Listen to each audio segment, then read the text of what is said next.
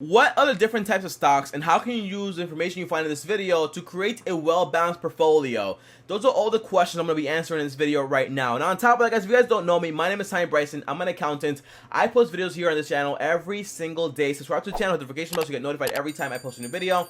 On top of that, the most important takeaway from this entire video here is this, okay, guys?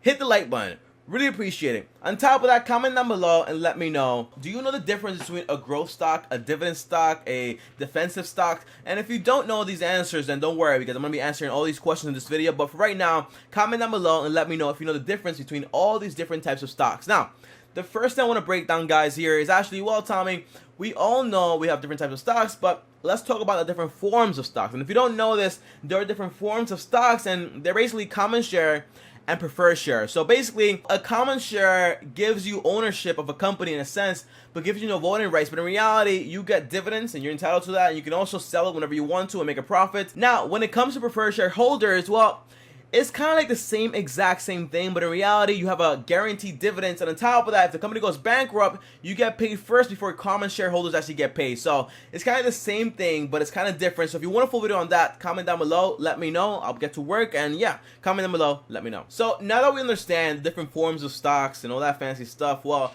it's time to talk about the different types of stocks. And in this case, we're talking about 4. On top of that, at the end of the video, I'm going to give you 3 more. So in reality, you get 7 in total. So make sure you stick around so you find out what those last 3 are, because again, those are my favorites. Now, the first one is actually growth stocks. Now, these stocks are responsible, basically, whenever you buy these stocks, you don't really think about dividends in this case. You basically think about, okay, I buy it at an undervalued price, maybe like $1, and then over time it keeps growing and growing and growing, and when I sell it or I don't sell it or I just hold it, the price has gone up by a ton of money. So in reality, it just keeps growing and growing and growing over time. Now, you might be asking me, Tommy, what's an example of this? Well, the answer is this. True story here. If you look this up, it's a ticker symbol called CSL for an Australian company that was trading like around $4 back in the 90s. And here's my thing.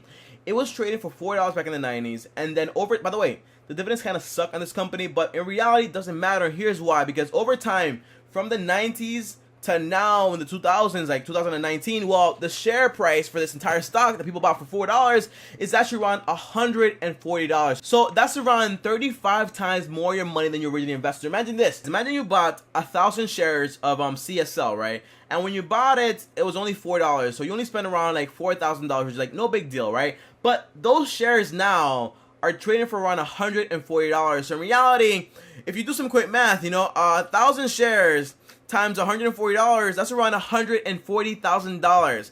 You literally went from $4,000 that you paid for this, that's now worth $140,000. So again, growth stocks are stocks that you actually buy when they're undervalued, and then over time you hold it long enough to when you can actually sell them for a very big profit. So then that's how that works. But comment down below, let me know if this makes sense so far. Now, we also have something called dividend stocks, which is probably like your favorite. You probably heard about this a ton in the past. And dividend stocks are basically stocks to actually make you dividends over time. And that's why you see so many people, they buy shares at a very low price and it pays like a lot of dividends. And then when they're ready to retire, well, they can just live off the dividends because they get so much money in dividends. By the way, if you want to figure out what the dividend yield on a stock is, just take like the dividends that actually pay out and you divide it by the price, and that's how you get the dividend yield, okay?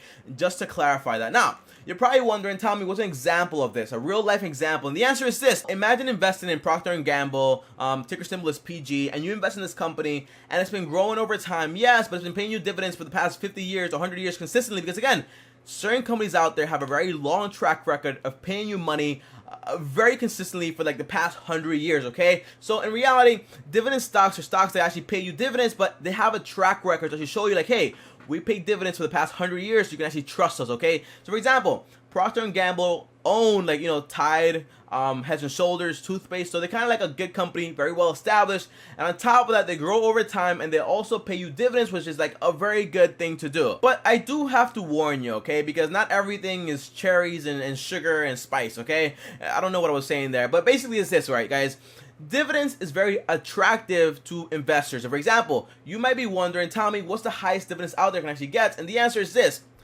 It can get very high very quickly, but it can also get very dangerous very quickly. And here's why. Procter & Gamble pays you around like 2.57% on your entire yield on that dividends, right? Which might seem high or low depending on what you're looking at. But here's my thing, guys. There's companies out there, like for example, CNSL. You can look it up yourself. And this company pays around 33% on dividends, right? Now you might be wondering, Tommy, this is great. I'll invest my money, get 33% back at the end of the year. Isn't this awesome? Well, what you don't know is this.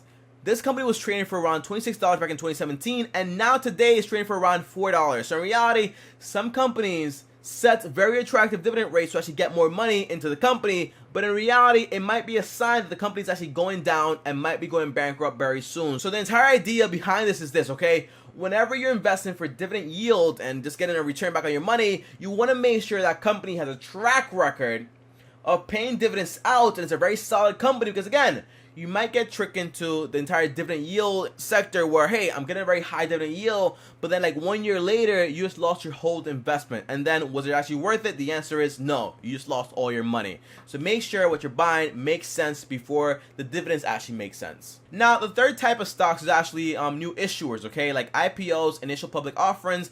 And you might be wondering, Tommy, isn't this amazing? You know, you buy a company in the beginning, you hold on to it, and then 10 years later, like, you're rich and you're Bill Gates now. Well, the answer is this: yes and no. And here's why. Because we all see Amazon, Apple, we go crazy about it, but in reality, those are the exceptions, not the rule. So for example, you see a lot of companies out there that they go public and they start trading for one reason. Basically, hey, they're not profitable, they need more money, and they want to figure it out. So for example, you have companies like Upwork and companies like Uber that are trying to become profitable in a sense, but right now they're not profitable, so they went public or going public to actually get some money, some funding to actually figure out the entire, like, hey, how do we actually become profitable? So in that case, it might not be a good idea. So for example, we have the good and bad example. So in this case, we have a good example, which is basically like Alibaba, right?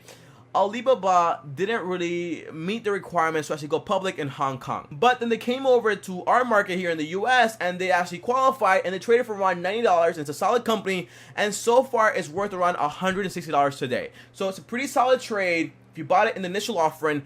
But for example, we have companies that aren't so good. So for example, we have Groupon and also Uber. So Groupon in this case, when they first came out with their IPO, they were trading like around $26 a piece, right? Which is great, amazing, clap, clap, clap. Now, 12 months later, it went down to around $5. If you held on for 12 months, you lost around 75% of all your money, which is insane if you ask me. Now, if you kept holding on, and you were like, okay, you know, this is going to change, it's a really good product, you kept holding on all the way until now, well, now it's worth around $2.55, okay? So sometimes you buy a company, it's not a good company from the very beginning, and now they go well, not bankrupt just yet, but I wouldn't be surprised, okay? But right now, Groupon is doing very bad. And for example, Uber is not a profitable company. It went public to probably get funding, to probably get some money, and here's my thing, right? Uber is very different because everyone knows this. Uber is still popular. People still use the app. People love Uber. So in this case, it's not profitable just yet, but it could be that in the future, it might become profitable, and you might see like Uber, like worldwide, people not even driving cars anymore, like AI and all that fancy stuff. So in this case, Uber might not be profitable now, and you might be losing money if you bought it in the initial public offering, but it might still be a good hold if you hold it over time for the long term. But my entire point is this, guys, right? IPO, initial public offerings, are not always like, oh my gosh, okay? You gotta be careful, and you gotta look at the company before you look at, oh my gosh, so much hype around it, okay? Don't be a sheep. Don't follow everyone else. Make sure it makes sense before you buy it, no matter what company it actually is. So far we've spoken about growth, dividends, and also initial public offerings like IPOs, but now we have to talk about defensive stocks. So again, we all know we always want to balance our portfolio by including bonds in there, but in reality, you can also include certain stocks out there that don't really fluctuate when the market is down. For example, there's this one stock actually called Biogen, was actually trading like around $50 a share back in 2008, and actually went up over time, okay? But here's my thing, guys, right? This company is actually worth around $228 today, and it's actually undervalued. So right now, you might want to do some research on that company, but I want to tell you this, right? Some companies out there are actually called recession-proof. So for example, you have PG, like Procter & Gamble. For example, they do toothpaste, Tide, Head and Shoulders. If the market is going down, the economy is crashing, people still need shampoo, they still need soap, and they don't really care about everything else, okay? So in this case, you have companies that have products for toothpaste and stuff like that, that either way, if companies are going down and the market's crashing, these companies are still going to stay up and very like stable, because again, they're recession proof because their products don't really get affected by the entire market that's actually taking place. Okay, so in this case, that's an example. That's not a suggestion. That's not an investment advice, just to clarify. So I really like Procter & Gamble, and I also like BIIB, which is pretty cool. Want to do some research on that. But guys, so far we've spoken about dividends, we've spoken about growth, we've spoken about IPOs, and we also spoken about defensive stocks. But I also want to mention my favorite ones. Before I get to that one, comment down below and let me know if it makes sense so far, and which one out of these four would you actually pick? Is it defensive? Is it dividends? Is it growth? Or is it IPOs? Comment down below, let me know. Now, here are my 3 types of stocks that I'm always looking at. So for example, you have long-term stocks, so you're gonna be like investing in for the very long term. You hold on to it like forever, like a little baby, and you also get dividends from these stocks, right? Now on top of that, you also have cycling stocks, basically stocks you put into your portfolio, but you take it out every now and then. It just depends on the market. You want to put it in, you want to put it out. For example, sometimes these are bonds, sometimes these are stocks. It just depends on what you want to do. On top of that, we also have experimental stocks. These are stocks that you just want to take a risk on. You just want to be like, okay, wow, you know, this company's offering 33% on dividends, which is insane. But on top of that, they're going to go bankrupt, but I still want to take the risk. So let me put some money in there. These are called experimental stocks. I wouldn't really do this with money that you actually want to save. Only money that you just want to lose, or just have the very high capacity to know like, hey, I might lose it if I invested into here. So again, very risky.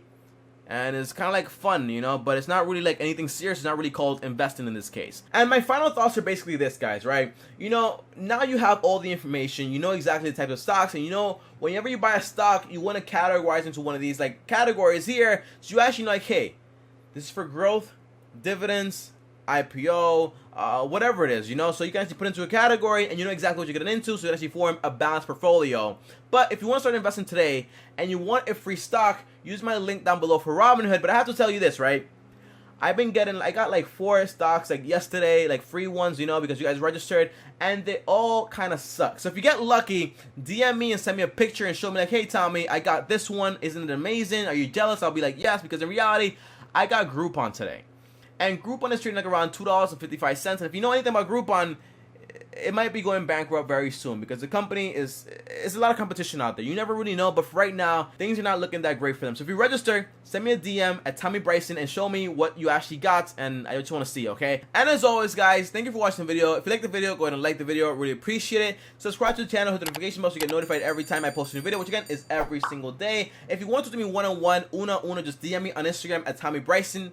And by the way, send me the DM with the picture over there if you sign up and you get a free stock. Just want to see. And guys, as always, if you want to watch more videos, click this one right here to get a playlist of all the videos I made about bonds, ETFs, stocks, all that fancy stuff. And on top of that, click my face right here to subscribe to the channel right now before the video is actually over. I'll see you guys tomorrow on the next video. Thanks for watching, and peace.